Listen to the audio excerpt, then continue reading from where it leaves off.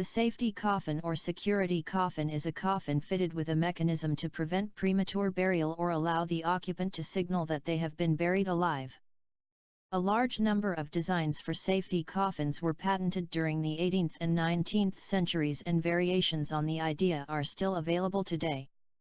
The fear of being buried alive peaked during the cholera epidemics of the 18th and 19th centuries, but accounts of unintentional live burial have been recorded even further back.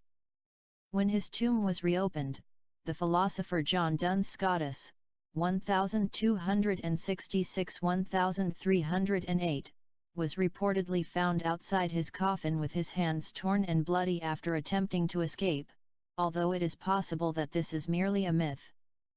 The fears of being buried alive were heightened by reports of doctors and accounts in literature and the newspapers. As well as dealing with the subject in The Fall of the House of Usher and The Cask of Amontillado, Edgar Allan Poe wrote The Premature Burial, which was published in 1844.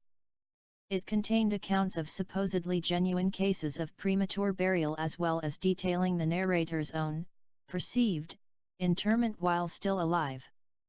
The general fear of premature burial led to the invention of many safety devices which could be incorporated into coffins. Most consisted of some type of device for communication to the outside world, such as a cord attached to a bell that the interred person could ring should they revive after the burial. A safety coffin of this type appears in the 1978 film The First Great Train Robbery, and more recently in the 2018 film The Nun.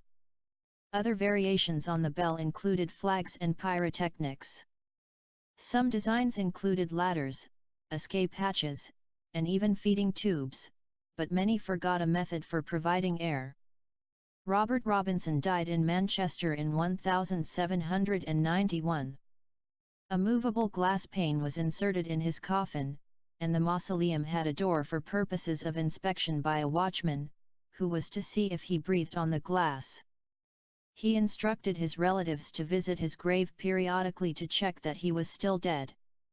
The first recorded safety coffin was constructed on the orders of Duke Ferdinand of Brunswick before his death in 1792. He had a window installed to allow light in, an air tube to provide a supply of fresh air, and instead of having the lid nailed down he had a lock fitted. In a special pocket of his shroud he had two keys, one for the coffin lid and a second for the tomb door. P.G. Pessler, a German priest, suggested in 1798 that all coffins have a tube inserted from which a cord would run to the church bells. If an individual had been buried alive, they could draw attention to themselves by ringing the bells. This idea, while highly impractical, led to the first designs of safety coffins equipped with signaling systems. Pessler's colleague, Pastor Beck, suggested that coffins should have a small trumpet-like tube attached. Each day the local priest could check the state of putrefaction of the corpse by sniffing the odors emanating from the tube.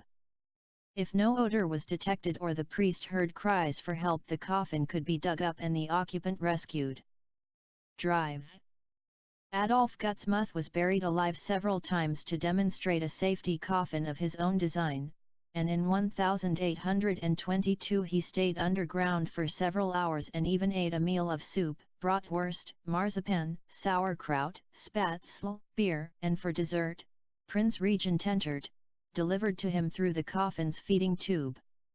The 1820s also saw the use of portable death chambers in Germany. A small chamber, equipped with a bell for signaling and a window for viewing the body, was constructed over an empty grave. Watchmen would check each day for signs of life or decomposition in each of the chambers.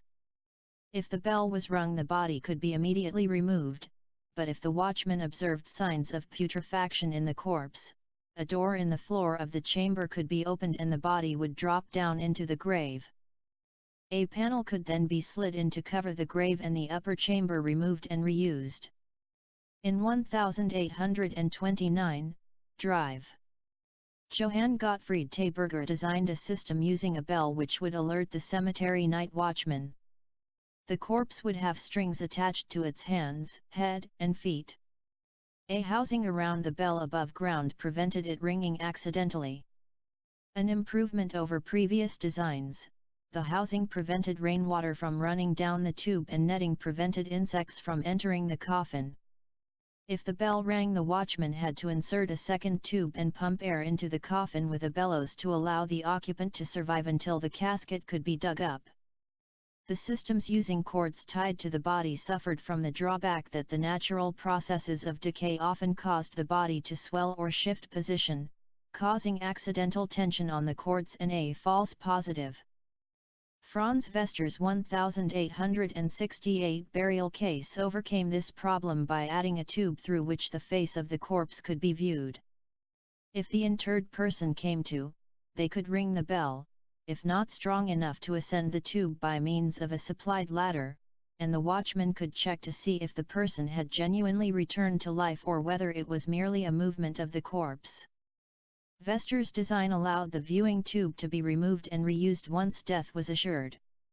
Count Michel de Karnaskarniki, a chamberlain to the Tsar of Russia, patented his own safety coffin, called Le Karnas, in 1897 and demonstrated it at the Sorbonne the following year. His design detected movement in the coffin and opened a tube to supply air while simultaneously raising a flag and ringing a bell.